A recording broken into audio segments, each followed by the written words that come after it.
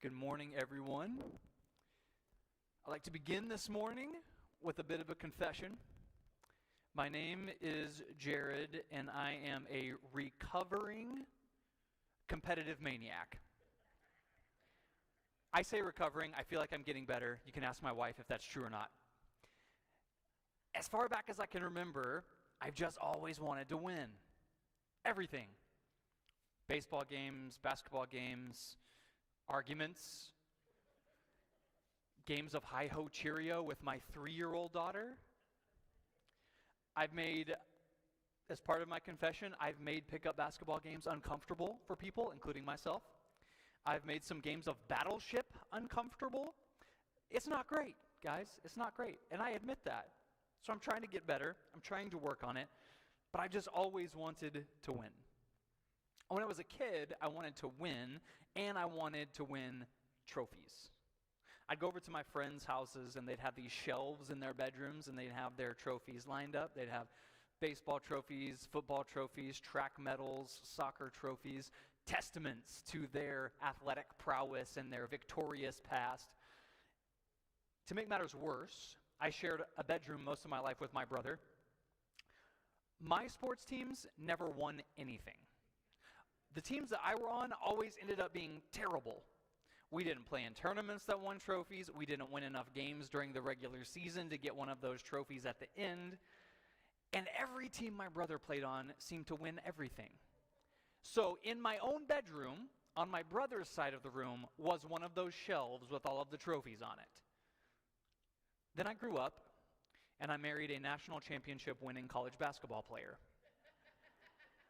So even as an adult, I am the one in the house with the smallest trophy collection. Just keeps following me. I wanted that. I wanted that shelf with trophies on it. I wanted that display of victorious power, right?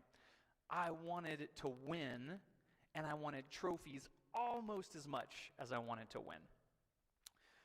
Walk into any gymnasium these days, and one of the first things you will see is a trophy case, a display of the things that this particular team has won in the past. Even walk into my daughter's introductory dance studio where 3- and 4-year-olds are learning tap and ballet, and there's a trophy case. Why? Because we want to be winners. But maybe even more than that, we want other people to know that we're winners.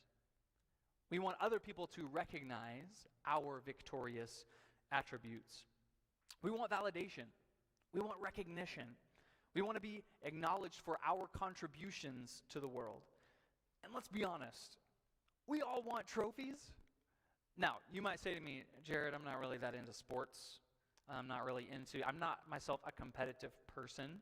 And that may be true, but I would argue that trophies look like a lot of different things. There are lots of trophies in the world that we can pursue.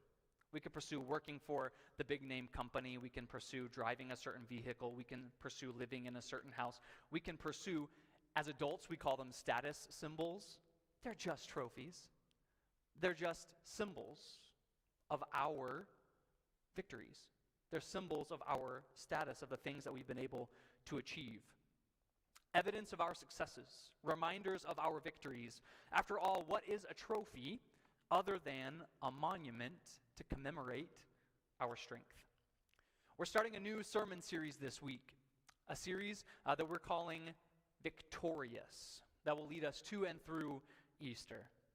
As we read through the Bible, we encounter again and again many different forms of the same idea. And the big idea that we see in many different stories in many different ways, from Genesis all the way to Revelation, is that God wins. God wins. Again and again and again, God is victorious. For the next 5 weeks, we're going to look at some of those victories, some of the most momentous and inspiring victories, some of God's most victorious moments. God always wins, but the method in which he wins might not be what we expect. And even to build on that point, the things that those victories mean for us might surprise us as well. We'll begin today in the book of 1 Samuel, one of my favorite Old Testament stories. using one of my favorite Old Testament words that shows up in one of our favorite hymns. Today we're going to talk about Ebenezer. Our story comes to us in 1 Samuel chapter 7, but in order to grasp what happens there, we've got to go back really to the beginning of 1 Samuel and build up some speed before we get to chapter 7. Early on in the book of 1 Samuel, we begin to learn about who Samuel is and about Samuel's calling in this world, and in particular, this era of the Bible in which he lives. We begin learning about Samuel through that famous story between Samuel and Eli, one that we talked about not too long ago, one that I refer to often. If you remember about that story, Samuel is a young boy, and he's living in the temple, and he's learning to be a priest, basically. And he's learning from an old priest named Eli. One night, while he's at the temple, he's asleep, and he hears someone calling his name. So he jumps up, and he runs into Eli's bedroom, and he says, "Here I am, you called me." And in essence, Eli says, "Son, I was asleep. I did not call you. Go back to bed." So Samuel goes back to bed, and again, he's awakened by someone calling his name. He runs into Eli, and he says, "Here I am, you called me." Eli says, "Samuel, I did not call you. Go back to bed." The third time, Samuel runs into Eli's room. Eli starts to realize what's happening here, and Eli instructs Samuel on how to answer this time, how to hear the call of God. For most of his life, Eli has been a faithful, devoted servant in the kingdom of God and at the temple that they're now staying at. Eli's sons, though, are a different story. They are disrespecting the temple, we learn about in 1 Samuel chapter 3. They're disrespecting the offerings at the temple. They are generally despicable people. And if that sounds a little harsh, 1 Samuel itself records that Eli's sons were scoundrels, as they call it. Eli's sons are not great. And Eli, he's chided them a couple times, but he hasn't really done much to curtail this situation.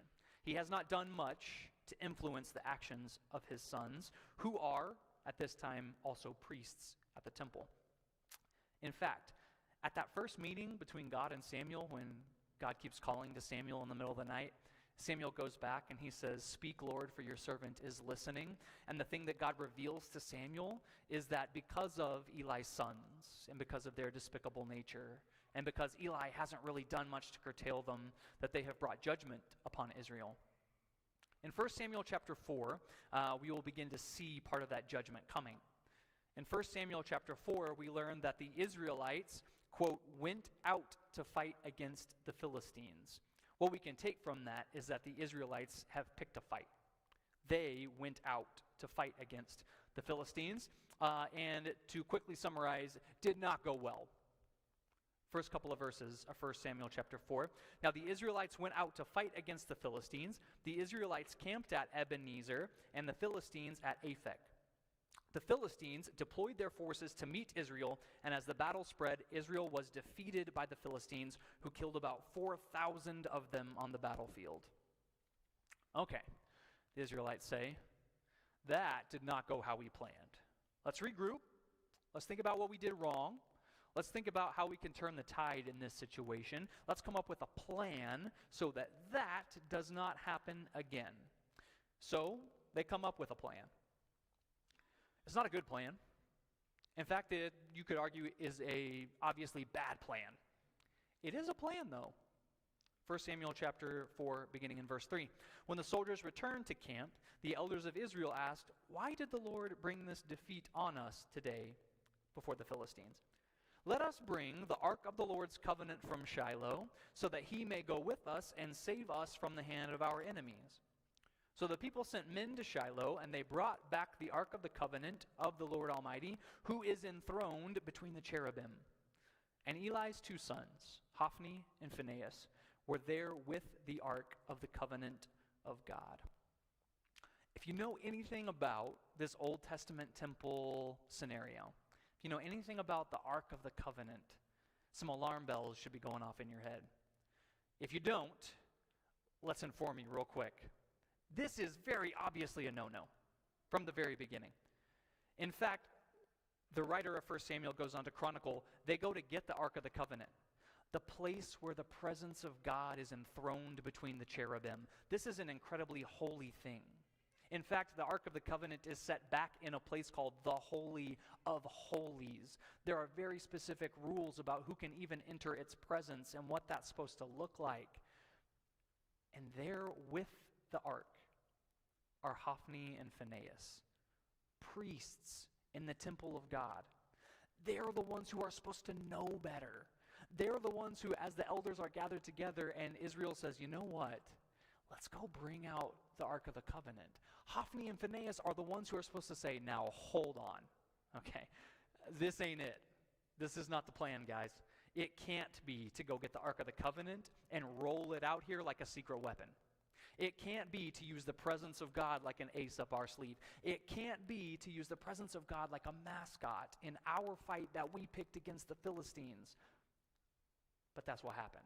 Let's go get the presence of God himself, the Ark of the Covenant. Let's bring him into camp, and then he will defeat our enemies for us.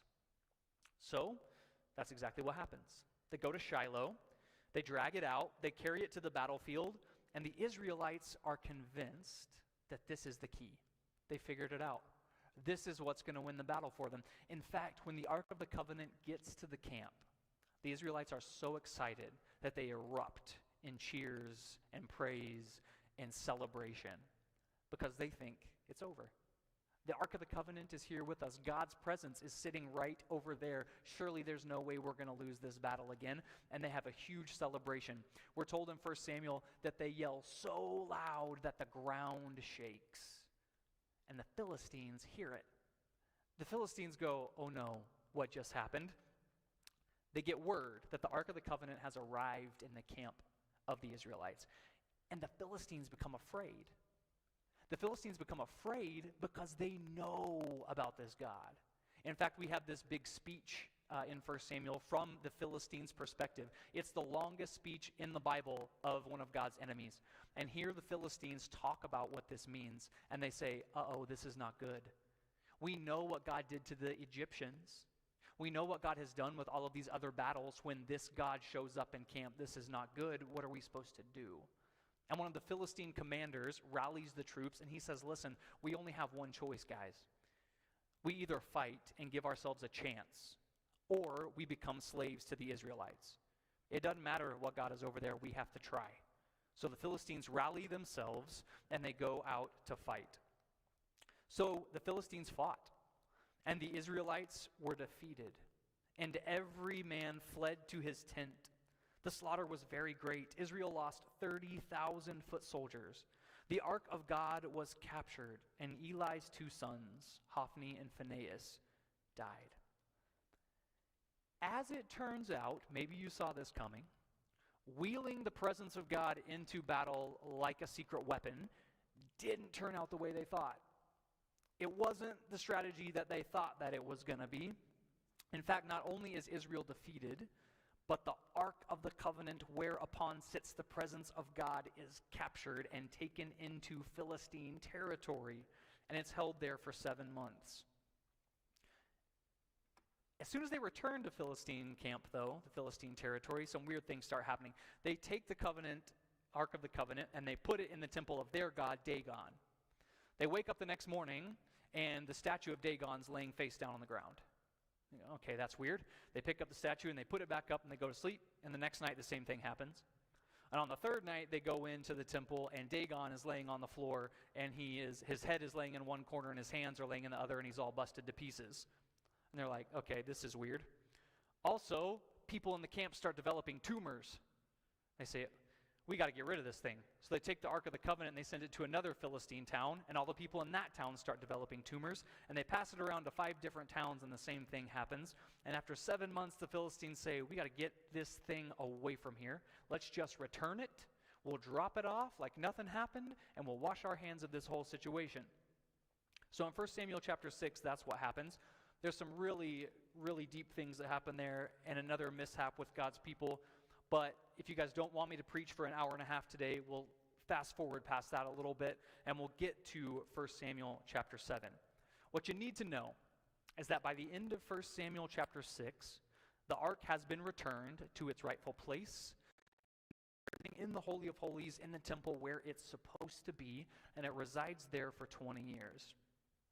And in those 20 years, something amazing begins to happen to God's people. 1 Samuel chapter 7, beginning in verse 2. Then all the people of Israel turned back to the Lord. So Samuel said to all the Israelites, if you are returning to the Lord with all your hearts, then rid yourselves of the foreign gods and of the Ashtoreths, and commit yourselves to the Lord, and serve him only, and he will deliver you out of the hand of the Philistines.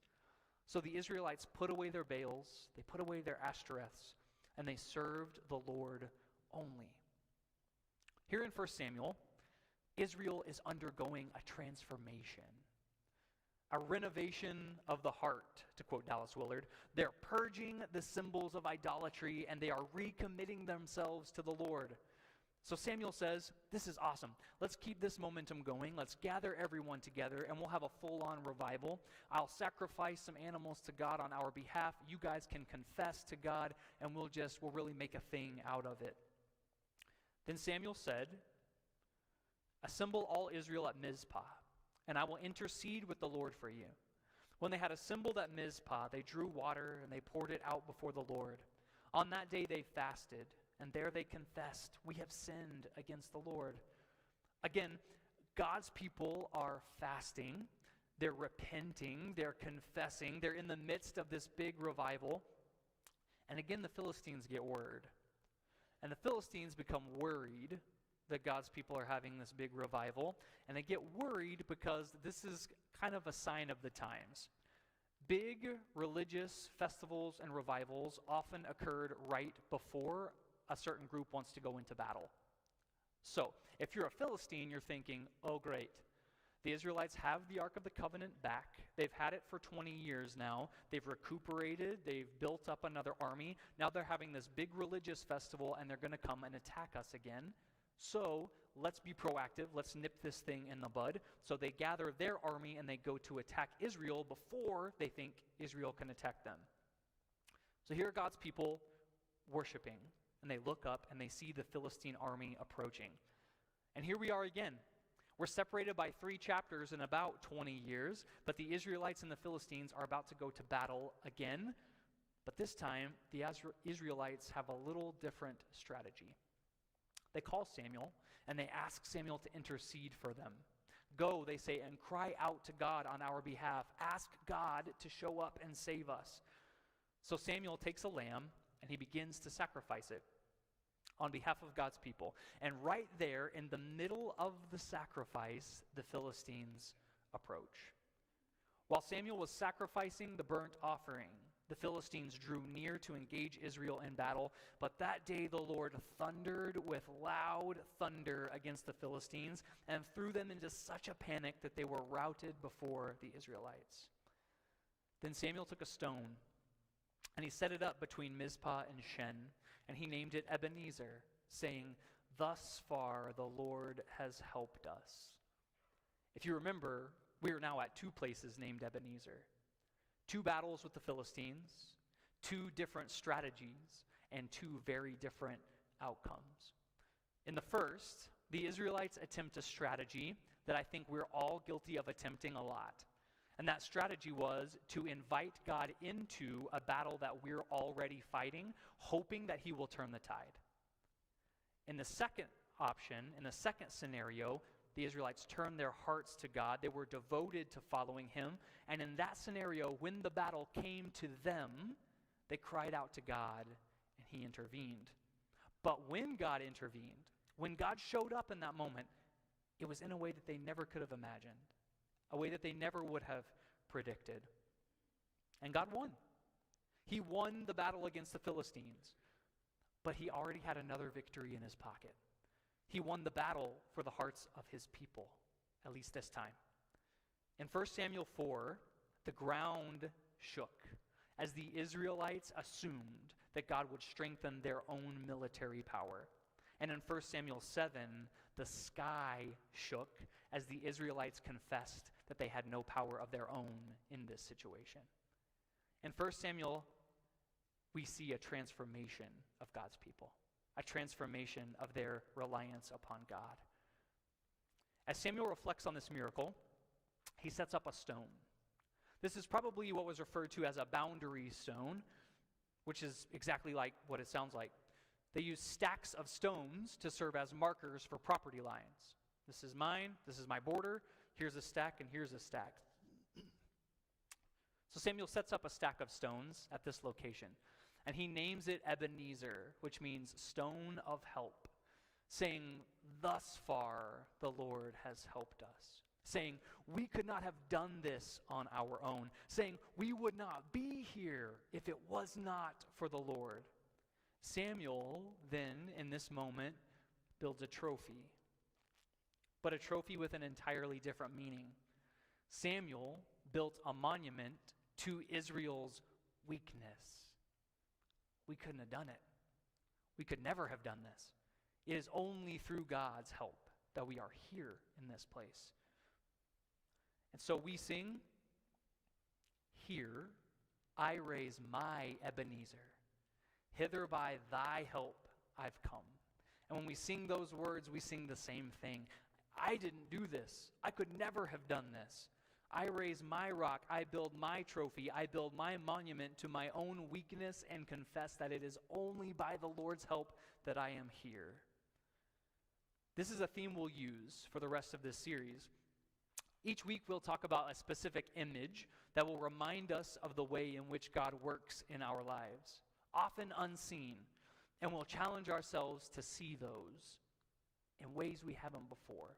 And even if we can't see them working in the moment, to challenge ourselves to look back and realize that God had been there and that God has led us through some things. And today, we begin with the image of a stone. We begin with the image of a stone of help, an Ebenezer. I'm a mementos person. I collect things from all sorts of places that I've been. We are kind of mementos people. And so I want to challenge us to a little bit of homework as we finish this one. Go get a rock. Go to a place that means something to you. Maybe your home. Maybe this place. Some place that means something to you, and find a rock and keep it with you. If it's a small one, put it in your pocket. Put it in your purse. Put it in your car. If it's a bigger one, put it in your house. Put it in your office. I have one about that size in my office right now from a trip that I was on. Go get a rock. Keep it with you. A stone of help. And remind ourselves that we got here because of who God is. We got here because of God's strength. Sure, God wins battles. God wins battles all the time. But so often the point is not to make us feel powerful, but to realize that we couldn't do it without him. Find your stone. Keep it with you. May they remind us of 1 Samuel 7.